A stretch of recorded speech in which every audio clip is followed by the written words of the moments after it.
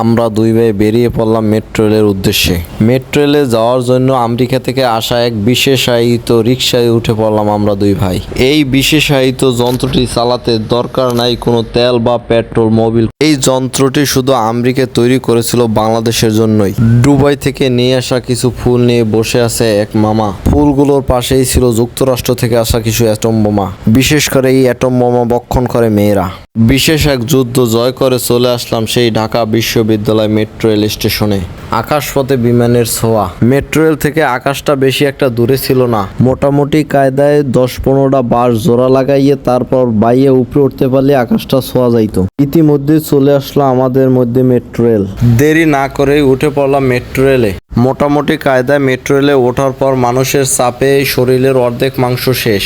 আসলে আমার শরীরে মাংস আছে কিনা এটাও ভাবার বিষয়। উঠলাম মেট্রো রেলে, মাংস আসলো কোথা থেকে? এরপর চলে আসলাম আমরা ফার্ম গেট। নেমে পড়লাম ফার্ম গেট স্টেশনে। যত দূরে যাব অত টাকা খরচ। আল্লাহ হাফেজ, সবাই ভালো থাকেন।